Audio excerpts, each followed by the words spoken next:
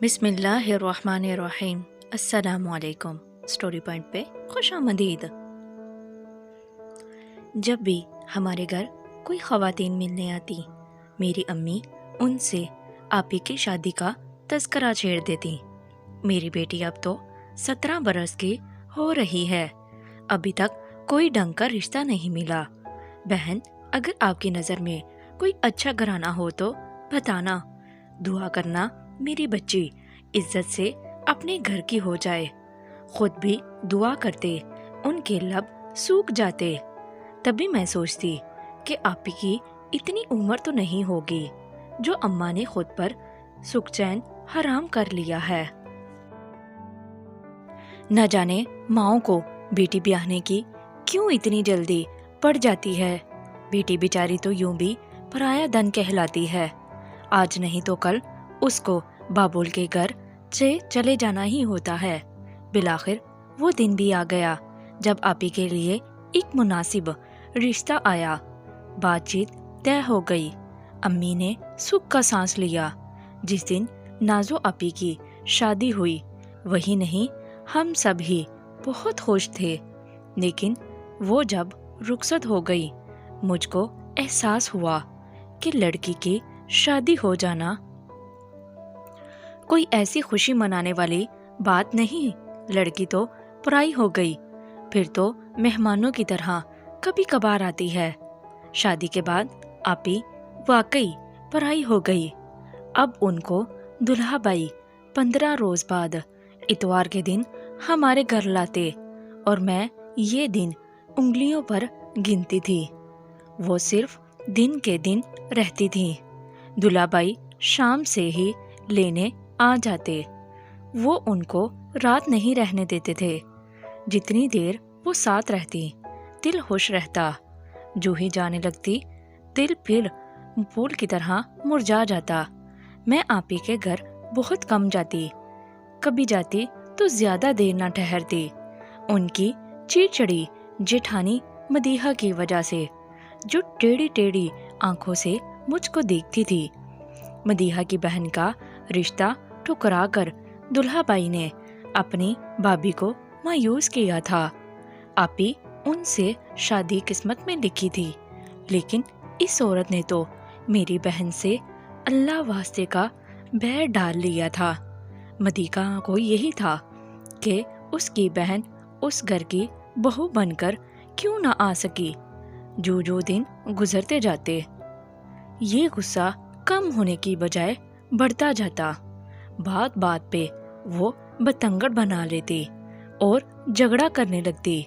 ساس کو اس کی عادت کا علم تھا، تبھی وہ چھوٹی بہو کی طرفداری کرتی تھی، جس پر مدیحہ کو سخت اہانت محسوس ہوتی۔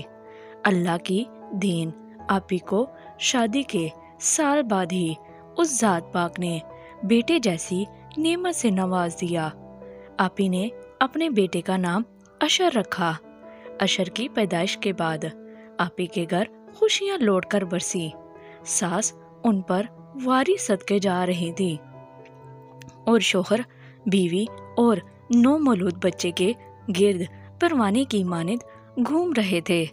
ننھے اشر کی وجہ سے وہ سسرال میں یوں جگمگا اٹھی جیسے ان کے گھر چاند ہو۔ جس خوشی کے لیے آپی کے ساس سسر ترس رہے تھے، وہ خوشی نازو آپی سے ان کو ملی تھی۔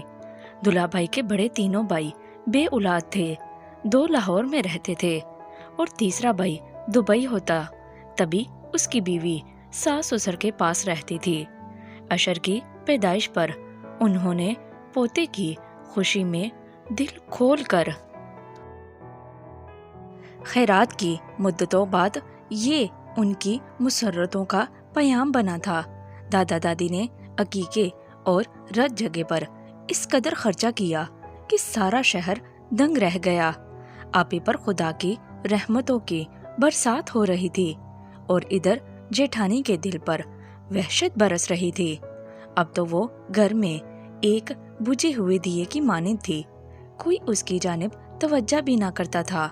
اس بات نے مدیحہ کو جلا کر راکھ کر دیا تھا، گویا آپی کی وجہ سے اس کی گھر میں اہمیت باقی نہ رہی، وقت گزرنے کا احساس بھی نہ ہوا اور اشر سال بھر کا ہو گیا۔ یہ اس منحوس دن کی بات ہے کہ دادا دادی اپنے اکلوتے پوتے کی سالگرہ منانے کی خاطر شاپنگ کو گھر سے نکلے تھے۔ سالگرہ میں ایک دن باقی تھا۔ اشر نے رات بھر آپی کو جگایا تھا کیونکہ اس کی طبیعت ناساز تھی۔ آپی کا بیڈ روم چھت پر تھا۔ دوپہر کا وقت تھا۔ آپی اوپر جا کر پلنگ پر بیٹھتے ہی سو گئیں۔ جیٹھانی کچن میں تھی، جیسے زخمی ناگن تاک میں رہتی ہے۔ مدیحہ نے مٹی کے تیل کی بوتل اور ماچس لی اور دبے پاؤں چھت پر پہنچی، جہاں اپنی خوابگاہ میں میری نازو پلی بہن رات بھر کی بے خوابی سے چور بیٹے کے ساتھ بے خبر سو رہی تھی۔ اس بے خبر کو کیا پتا تھا کہ مدیحہ اجل کا فرشتہ بن کر دبے پاؤں اس کے کمرے میں آ گئی۔ وہ اس کی موت کی نیند سلانے آئی ہے، ورنہ اس روز اپنی اور اپنے لختے جگر کی زندگی بچانے کو کبھی بھی خود کو نیند کے حوالے نہ کرتی۔ مدیحہ نے اس کے پلنگ کی چادر کے اطراف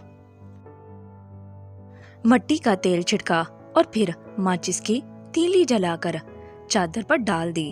شولوں نے بھڑکنے میں سیکنڈ بھی نہ لگایا۔ تپش کے پہلے وار پر ہی آپی کی آنکھ کھل گئی۔ خود پر شولوں کو لپکتا دیکھ کر ان کے منہ سے چیخ نکل گئی۔ مدیحہ سیڑھیوں میں کھڑی تھی۔ دیورانی کی چیخ سن کر جلدی سے سیڑھیاں اتر کر غسل خانے میں گھس گئی۔ پڑوس کی چھت پر ان کا بچہ گیند اٹھانے کے ارادے سے آیا تھا۔ اس نے جو چیخ سنی، بھاگ کر مندیر کی جانب آیا اور دوڑتا ہوا نیچے گیا اور ماں کو بتایا کہ دلہن آنٹی کو آگ لگ گئی ہے۔ پڑوس سے ان کی ملازمہ چھت پر دوڑی آئی۔ مندیر سے چھت پر پہنچی۔ اس نے دیکھا کہ آپی کے کپڑوں میں آگ لگی ہوئی تھی۔ انہوں نے اپنے بچے کو اٹھا کر پلنگ سے دور پھینک دیا تھا۔ بچہ فرش پر گرا ہوا تھا۔ ملازمہ نے چاند پر کھیل کر بچے کو اٹھا لیا اور کمرے سے باہر لے آئی۔ اس کے پیچھے آپی کمرے سے نکلی۔ تب تک ان کے کپڑوں کو آگ نے لپیٹ میں لے لیا تھا۔ کپڑوں میں ہوا لگنے سے آگ بڑھ کر زیادہ ہو گئی۔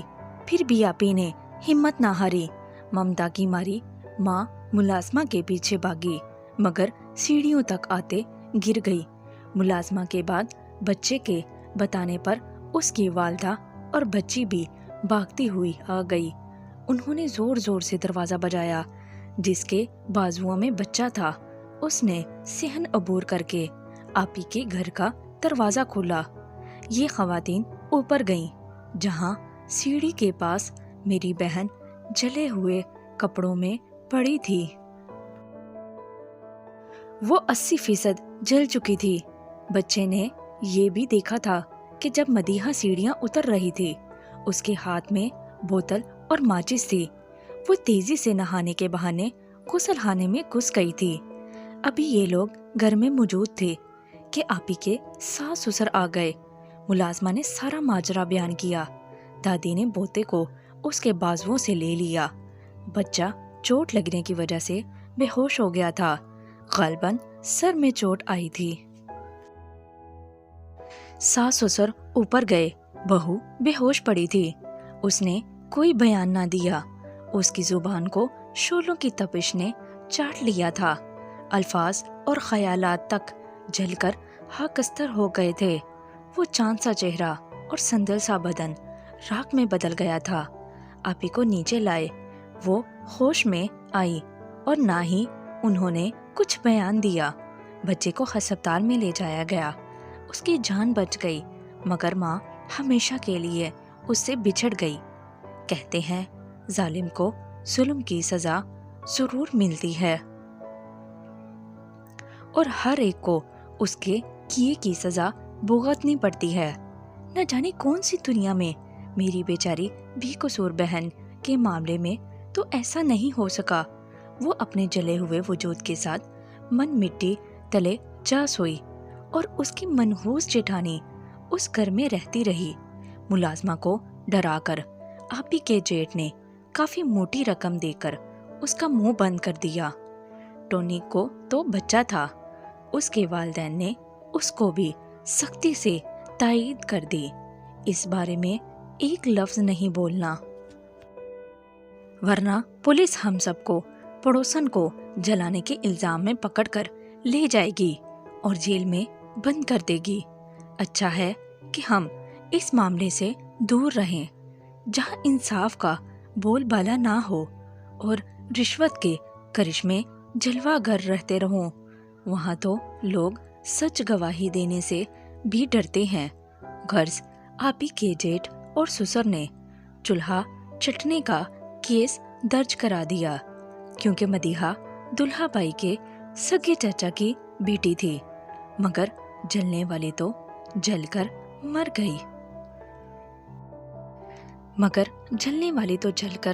گئی۔ وہ کب واپس آ سکتی اور کون عینی شاہد تھا جو اس کے حق میں گواہی دیتا؟ ایک محبت کرنے والا شوہر غم زدہ تھا، مگر وہ تو حادثے کے وقت پردیس میں تھا۔ میں سوچتی ہوں کہ نہ جانے کب تک یہ چولہے پھٹتے رہیں گے اور میری بہن جیسی بے گناہ عورتیں جل کر مرتی رہیں گی۔ Thank you for watching. ملتے ہیں مزید نئی ویڈیو کے ساتھ۔ خدا حافظ۔